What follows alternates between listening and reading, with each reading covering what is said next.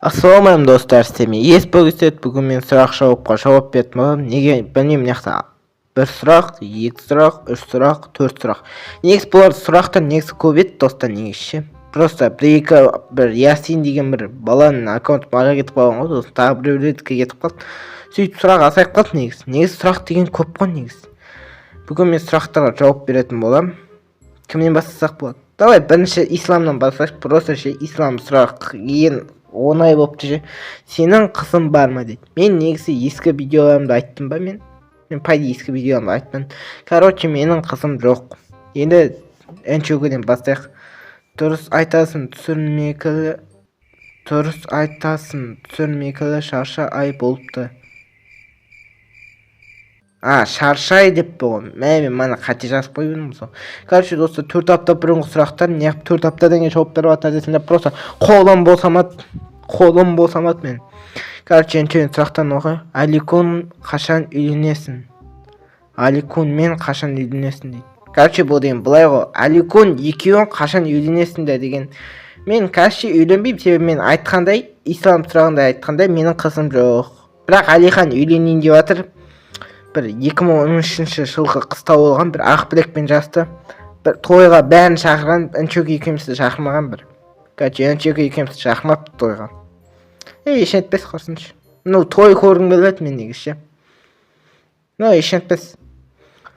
Майнкрафт қашан түсіресің? Новый телефон алған соң. Новый телефон алайын, сосын түсірем. Топ 5 сенің көп айтатын сөздеріңді айтшы дейді. Маме, топ 5-ті білмей, топ 2-ні білем ғой мен деген. Әрі кетсе, ойбу, мәшғұл болды. Білмеймін, үшеуін қайдан тапсам болады екен. Үшеуін қайдан тапсам болады енді. Айтыңдаршы, үшеуін қайдан табайын енді. Мен үшеуін жек қойдым ба, әлі қалай болды. Жалпы апамен канал обложкасын қашан өзгертесің дейді. Апа, нормально ғой, апа, мен не, апаны өзгерте берем ба, нұран қалмақ болсап, қойылсын, Армани сияқты бірнеше жыл тұрсын бұл апа деген. Қойылсын, өзгертіп. Обложканы точно өзгерту керек енді. Барысты суретін қойып қойған бір түрлі болды енді. Телекамда өзінің істегенді жасауға шилания бар ма дейді. Қой қосын, мен тияс YouTube сияқты қатты өзімді ойлайтын адам емеспін ғой. Өзімді ойлап кеткен, мен ондай нәрселермен жасап отпаймын ғой мен деген. Қой қосын, ондай керек емес қашым. Бір күнде 3 видео түсірген кесім болды ма дейді. Бір күнде 3 видео түсірген кесім болды ма? Жоқ, 2 видео салған кесім болды. Бір күнде сразу 2 видео монтаждап салған кесім болды. Бірақ 3 деген жоқ. Мақұл ғой, стрим десем мақұл ғой, бір күнде 3 стрим жасайым ғой мақұл. Ол видео деген ол жоқ вообще. Ясинге қандай көзқарасың дейді. Көзқарасың бар ма деген сұрақ қойса болады ғой, білмеймін. Қайтып жазды, өз ойын сол бала жайлы дейді. Маған побик не жасап жатса да. Соқтарға алыспай қойайын дейді.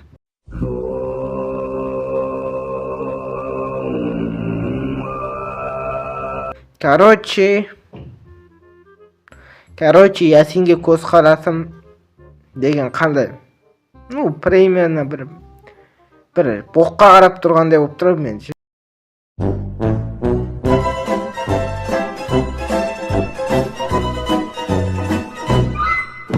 Реакциялар саманы қашан дейді. Короче, достар, оны келесі, сұрақ жауапты бітіргеннен кейін айтамын реакцияларды. Осымен өте кипер сұрақтар аяқталды дейді. Түсінікті.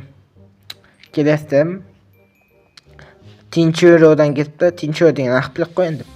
YouTube'ды қалай бастадың дейді. Мен 2020 жылы YouTube аккаунт аштым. Мен қарасам YouTube аккаунт ашық тұр екен. Бұрында мен бір видео салғам. Ағам екеуміз по приколу 2019-та. Сосын қарасақ сол видео тұр ғой прикинь. Мен содан кейін YouTube'ға қайтып видео салатынын түсінем, бірақ ол кезде видео салғанда мен қатты түсінем деп айтпай қояйын шили. Сериалымда түсіндім дегенде ғой.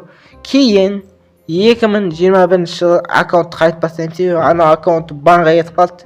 Сол үшін ғой мен кейде 2020-да деймін, кейде 2021 деймін, себебі 2020 негізі мен бастадым, бірақ аккаунт банға кетіп қалды. 2021-де менің аккаунтым тірі қалды, короче.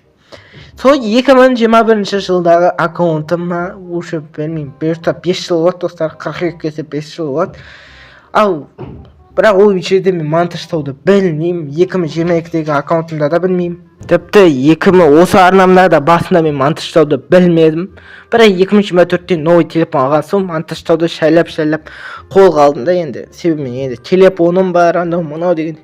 ютубты бастап жатқан адамдарға айтар кеңесім дейді. Басысында сырасын монтажда абасын қойып сөйтіп үйреніп кеттім де сырасын мен құсап жүрмеңдер қосын бір 3-4 жыл тами алмай. Қай видеомды көп просмотрға жеткенін қалайсың дейді. Қай видеомды ма? Қай видеом десем мен қызықты сәттермен реакция сол көп просмотр жинағанын қалаймын.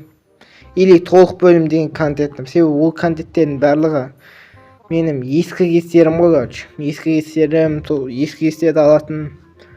Сенің видеоға көп қатысқан адам және аз қатысқан адамды ата дейді. Ата дегенде ата қылып жіберейін бе, әлде қалай? Жалпы мен түсініп тұрмын, ойлақпамын, мен түсінбей отқан жоқпын, мен түсініп тұрмын. Менің ең көп қатысқан адам Сұлтан шығар, Сұлтан пайди. Ең аз қатысқан адам айтсам сенбейсіңдер, ол әлемде Мұстахим ең аз қатысқан ютубердің арасында кіреді ол. Не кісі бар еще тағы. Негізі көп ютубер бар менің видеома аз қатысқан. Вообще. Болашақта ютубты тастайсың ба дейді. Білмеймін мен, пайди. Опыты келатқан соң Короче, оны кейін қалдырам, соңғы шағын айтам. Қай жылы, қай күні бастап активті өсті дейді. Қай жылы. Короче, жастың соңғы айында мен ютубқа оралам. Қыркүйекте бір видеомды салам. Бір видеомды салып сөйтіп, сосын ютубқа оралам. Сосын ютубқа оралып, сразу реакция контентімді түсірем, монтажпен бүйтіп. Енді ақаулы болады енді. Сосын сразу ол видеоларым танымал болады, сразу мен активім өшіп, 39-тан бір 70-ке дейін барам ғой. Сосын әрі не болған білесіңдер ғой, мен оны қалай әңгіме группасын аштым деген видеода бар.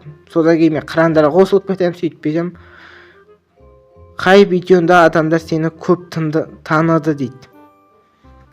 Қай видеода көп таныды деген сұраққа ше, пайди мен әлі ешкім танымайды ау. Пайди. Тинчурадан сәлемдер сәлем. Келесі кім? ютубтағы басты арманың дейді. Басты арман бірінші 1000 жазылушыға жету ғой енді. Мотивация неден, кімнен аласың дейді. Мотивацияны ешкімнен алмаймын мен деген. Білмеймін мен. Мотивацияны жеп қойдым мен негізше. Жоқ, натуре мотивацияны ешкімнен алмаймын. Себебі әр басқа ютуберден алу деген білмеймін. Тек өзім үшін түсірем болды. Видеоны нелермен түсіріп, монтаждап, фотошоттап жасайсың дейді. Мен мынау мен ғой, міне, осы мен ғой, мен просто атын айтуға ерініп отырмын, сонымен монтаждаймын. Photoshop білмеймін, Photoshop деген білмеймін, қатты түсінбеймін. Сенің топ 3 сүйікті ютуберлерің дейді. Армани, Нұрлан Қалап, Мистер Прикончик қой. Жастағы пландар бар ма ютубқа дейді. Жаста план жоқ. Жаста, короче, оны кейін айтам. Қай ютубер сенің ютубқа келуге үлес қосты, шабыттандырды? Ешкім маған үлес қосқан жоқ. Мен өзім просто ютуб түсіруді көріп қалдым да, ютуб түсіріп кеттім, сосын болды. Майнкрафтта қазақтың ұлы тұлғалары, ақын жазушылар скин жасауға шиелене бар ма дейді. Соларның скинін жасауға шиелене бар ма дейді. Ол қалай сонда? Мен бұрында 2021 жылы, мен деген 2021 мен 2022 арасында мен бұрынғы аккаунттарға сол жерде мен скин салатын видео салып едім ғой. Бәлкім соны көріп қалды. Бірақ ол именно көрмейді ғой деп былай айтып тұр былай. Конечно, жоқ. Сенің ең қиналып жасаған видеоң қандай, және ол видеоға барлық қолдау сені қанағаттандырды ма? Конечно, жоқ. Мен Сұлтанның видеосын жасадым. Ол видео өтпеді. Мен қызықты сәттер деген видеоларымды салдым 2025 пен 2024. Олар өткен жоқ. Мен деген толық бөлім деген Clash of Clans мен Brawl Stars салдым. Олар да өтпеді. Короче, қанағат деген жоқ қой. Но басқа видеоларым өтті енді. Неге балалардың барлығын жинап бір ойыннан футбол немесе басқа қызықты ойын ойнамайсың дейді. Жоқ, футбол дегенде ше, пиба ойнауға шеләне жоқ енді пиба деген. Білмеймін, пиба деген, білмеймін, не то сияқты ма деп қоямын. Басқа ойында нормально ғой, басқа ойында бір адам түсінетін, бір миыңға кіріп шығатын ойын. Но Майнкрафт норм екен білемін мен. Бірақ менде Майнкрафт жасамайды. Сен шермаға толғанда арнанда неше подписчик просмотр болады деп ойлайсың дейді. Бұл екі түрлі ғой. Ну точно бір 10 мың жасушыдан асады әдер ол точно ғой енді. Себебі мен біліп тұрмын ғой 10 мың жасушыдан асатын. 10 мыңнан асады точно. Онда достар мен сұрақ жауапты бітірдім. Енді мен сіздерге айтайын болашақта не болатынын. Мен достары болашақта ютубта видеолар көп шығармайтын болам. Но аптасына бір рет шығарам, реакциялар түсірмейтін болам, реакция видеолар. Себебі ОПТ-ға тайындалып бастаймын енді. Келесі жылы мен ОПТ болады маған, мен 11 классқа барам.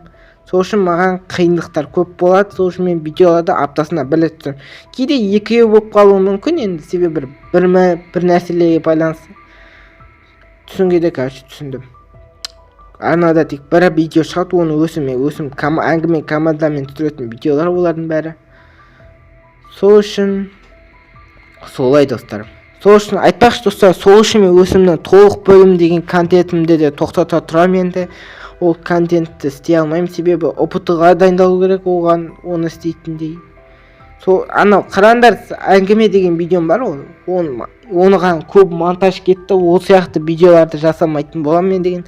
Короче, ойын түсірем ғой мен деген. Уақытым тек ойынға ғана жетеді. Сол бір ойын түсірем, оны монтаждаймын, сосын ютубқа салам, сөйтіп өмір сүремін, атак. Жалпы осымен болды. Сізден болған мен ес болып кеседі. Давай, шау.